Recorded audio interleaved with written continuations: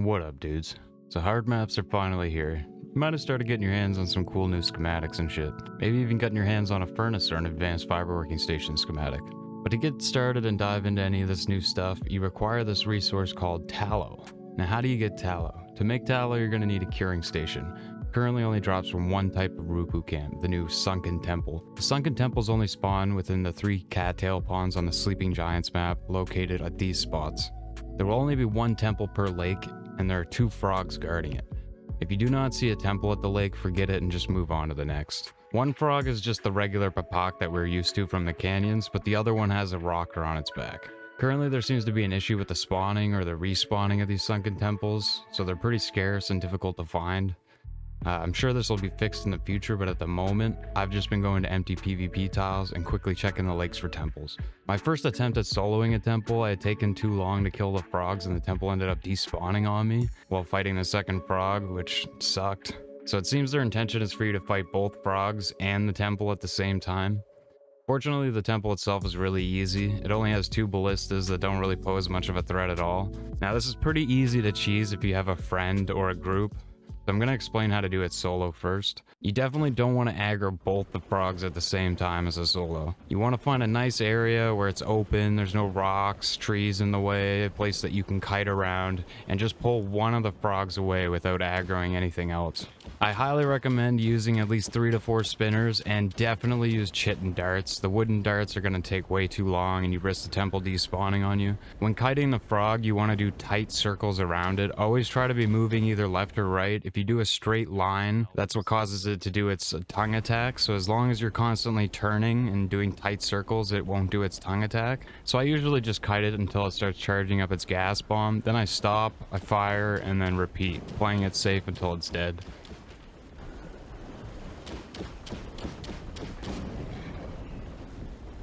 The frog with the rocker on its back is nothing special.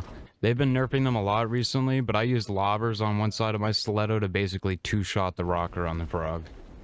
Once the rocker's down, it's the exact same as the normal frog, so quickly take it out and then move on to the temple. The temple only has 2 ballistas that you should be able to deal with pretty easily using the lobbers. Kill all the nearby infantry and then head to the top of the temple where you'll find a totem that you can loot. Alright, here we go.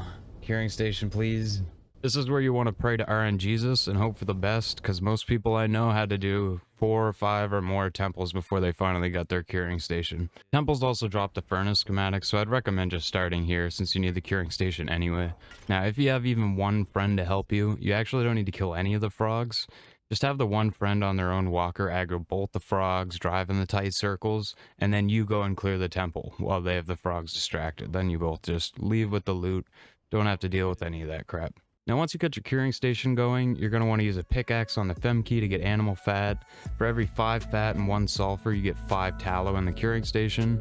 You'll need water to fuel the station. This is also where you craft leather, rubber, and the starch cement. The tallow is a liquid, so you'll need bottles or a water backpack to carry or move it.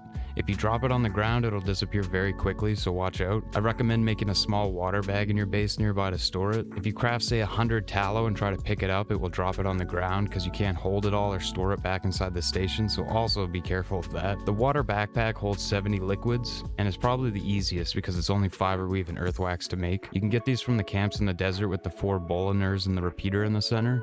Well, now you got the furnace, which allows you to make ceramics, and the advanced fiber working station lets you make the new armor sets, and it also has a new method for nomad cloth. Thanks for watching, guys. I hope this was helpful to people out there. If you found this video informative and useful, liking and subscribing helps my small channel grow a lot and is very much appreciated. Thanks again, dudes, and take her easy.